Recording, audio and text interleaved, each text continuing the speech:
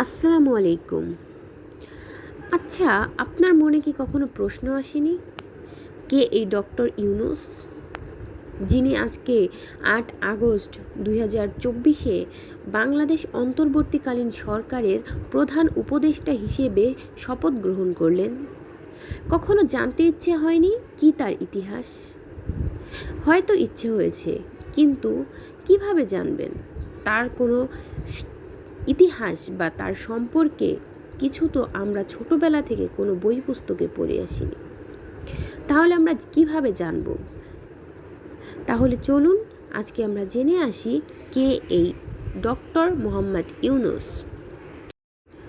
Doctor Mohammad Yunus ১৯৪০ সালের ২৮ June জন্মগ্রহণ করেন।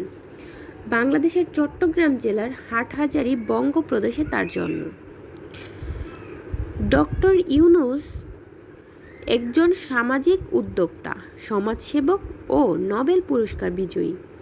তিনি ২০০৬ সালে গ্রামীণ ব্যাংক প্রতিষ্ঠা এবং ক্ষুদ্র ঋণ ও ক্ষুদ্র বিত্ত ধারণার প্রবর্তনের জন্য নোবেল শান্তি পুরস্কার লাভ করেন।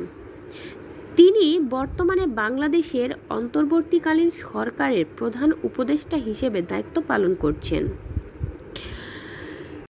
তিনি ঢাকা বিশ্ববিদ্যালয় থেকে বিএ এবং এমএ কমপ্লিট করেন এবং কলোরাডো বিশ্ববিদ্যালয়, ভ্যান্ডারবিল্ট বিশ্ববিদ্যালয় থেকে পিএইচডি অর্জন করেন। পেশায় তিনি একজন অর্থনীতিবিদ, উদ্যোক্তা। তাহলে চলুন জেনে আসি তার ঝুলিতে কি কি পুরস্কার রয়েছে।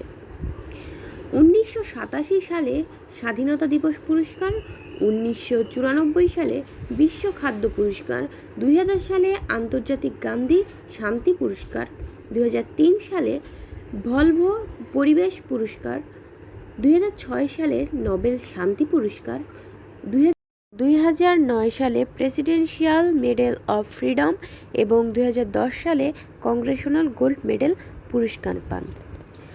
সত্যিই ভাগ্যবান, তার মতো এত গুণী একজন ব্যক্তিকে আমরা বাংলাদেশের অন্তর্বর্তীকালীন সরকারের প্রধান উপদেষ্টা হিসেবে পেয়েছি। সবাই ভালো থাকবেন এবং পরের পর্বে আমরা জানব তার পরিবার সম্পর্কে। ততক্ষণ পর্যন্ত সাবধানে থাকুন। ধন্যবাদ সবাইকে।